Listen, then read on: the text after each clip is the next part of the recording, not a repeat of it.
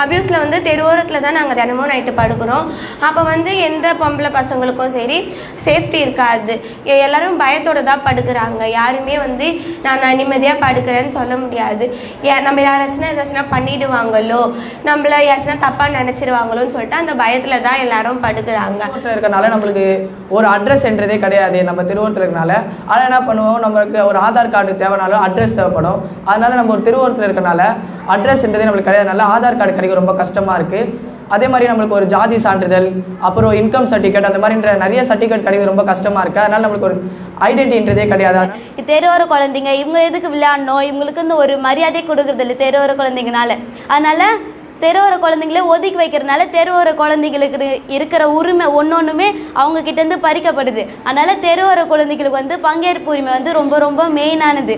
அவங்களுக்கு ஏதாச்சும் ஒன்று வேணும்னா கூட அவங்கள கேட்கணும். தெருவோர குழந்தைங்கள உங்களுக்கு என்ன வேணும்னு சொல்லி கேட்கணும். வந்து பீரியட்ஸ் டைமில் வந்து ஏதோ பெரியவங்களாக இருக்கோ அட்ஜஸ்ட் பண்ணிக்கிறாங்க. சின்ன பசங்களாம் வந்து நம்ம நார்மல் டைம்லேயே இங்கேருந்து நாங்கள் லாங் தான் போனோம். ரெஸ்ட் ரூம்ஸ்க்குலாம் நாங்கள் நார்மல் டைம்லேயே ரொம்ப தொழில் போகிறது ரொம்ப கஷ்டம். இதில் வர பீரியட்ஸ் டைமில் ரொம்ப தொழில் போகிறது ரொம்ப ரொம்ப கஷ்டம். அதனால் வந்து அந்த பீரியட்ஸாக இருக்க டைமில் அந்த பீரியட்ஸாக இருக்க அந்த சின்ன பசங்களோ கேர்ள்ஸு சின்ன பசங்களோ பெரியவங்களோ அவங்க ரொம்ப கஷ்டப்படுறாங்க. படிக்கும் போது ரொம்ப கஷ்டப்படுவோம்.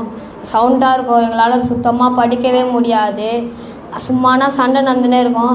அப்போல்லாம் வெளில அச்சுன்னு போயிடுச்சு. புக்ஸு, துணிமணி, யூனிஃபார்ம் எல்லாமே அச்சுன்னு போயிடுச்சு. நாங்கள்லாம் ரொம்ப கஷ்டப்பட்டோம். வந்து நிரந்தர வீடு வேணும். அப்படி இருந்தாலும் எங்களுக்கு வந்து தங்குறதுக்கு இடம் இல்லை, துணி மாற்றுறதுக்கு கூட இடம் இல்லை. குளிக்க மாரி பாத்ரூம் ஓடிச்சுன்னா நாங்கள் வந்து இங்கேருந்து ரொம்ப தூரம் போய் தான் போக முடியும். நைட்லாம் எங்களுக்கு பாத்ரூம் வந்துச்சுன்னா ரொம்ப கஷ்டப்படுவோம் நாங்கள். அதுக்கடுத்தது மழை வந்தால் எங்களுக்கு உக்காரதுக்கு என் துணிமணிலாம் நெஞ்சிரும். இப்போ தெருவோரத்தில் பார்த்தீங்கன்னா வந்து நம்மளுக்குன்னு ஒரு பாதுகாப்பான சூழ்நிலை இருந்தால் தான் நம்ம எல்லாத்துலேருந்தும் நம்மளை வந்து விலகிக்க முடியும். ஆனால் வந்து அது தெருவோரத்தில் கிடையவே கிடையாது. இப்போ சின்ன பசங்கள்லேருந்து சரி பெரியவங்க வரைக்கும் அவங்க ஸ்கூல் போகும்போதும் சரி, அவங்க வந்து வேறு எங்கன்னா ஒரு விளையாட போகும்போதும் சரி, ஏன்னா தெருவோரத்தில் இருக்கிறவங்க தெருவில் தான் விளையாடி ஆகணும். அவங்க ஸ்கூல் போயிட்டு வந்து தெருவோரத்தில் தான் இருந்தாகணும். அந்த மாதிரி சூழ்நிலையில் பார்த்திங்கன்னா வந்து இப்போ பெரியவங்கள யார் சரி ட்ரக்ஸ் யூஸ் பண்ணாலும், இப்போ ஒரு ஸ்மோக்கிங்லேருந்து இப்போ வந்து அந்த கூலி போடுறது, அதில் அந்த விஷயம் வரைக்கும் என்ன பண்ணுறாங்கன்னா பசங்க கற்றுக்குறாங்க. கற்றுட்டு அதில் அடிக்ட் ஆகுறாங்க. இப்போ கூலி போடுறது, சிகரெட் அடிக்கிறது, அந்த மாதிரி விஷயத்துக்கு வந்து தெருவோரத்தில் இருக்கிற பசங்க வந்து ரொம்ப வந்து அடிக்ட் ஆகி கெட்டு போயிட்டாங்க. இப்போ நம்ம தெருவோரத்துக்கு வந்து வீடு கட்டி கொடுக்கலாம்.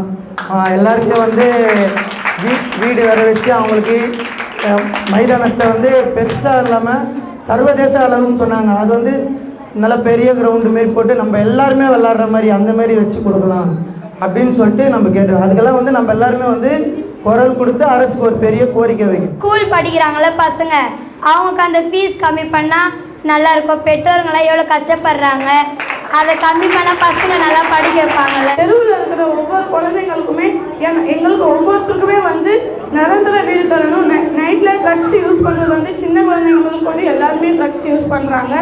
அந்த ட்ரக்ஸை வந்து யாரும் யூஸ் பண்ணுறாத அளவுக்கு ஒவ்வொரு இடத்துலையும் ஒவ்வொரு தெருவுக்குமே வந்து ஒரு 4-5 போலீஸை வைக்கணும். நைட்டில் தனிக்குமே போலீஸ் இருந்தால் ட்ரக்ஸ் யூஸ் பண்ணுறது கம்மியாகுன்றது எனக்கு தோணுது. கூப்பிட்டு காசு தராங்க, அது வந்து அந்த காசு பதில் சேர்த்து வச்சு இந்தமாரி குழந்தைங்களுக்கு வந்து வீடு கட்டலாம், பாத்ரூம் கட்டலாம், இந்தமாரி படிப்பு இல்லாமல் டியூஷன் மாரி நடத்தலாம்.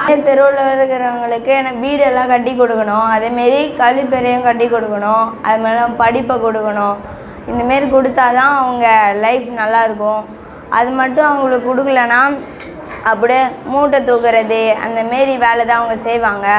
அதெல்லாம் செய்யாமல் ஒரு நல்ல நிலைமைக்கு வந்து ஒரு ஐடி கம்பெனி அதுமாரி இடத்துல படிக்கணும். அது கவர்மெண்ட் அவங்களுக்கு வீடு என்னென்ன வேணுமோ கொடுத்து அவங்களும் ஒரு சமுதாயத்தில் வாழணும்.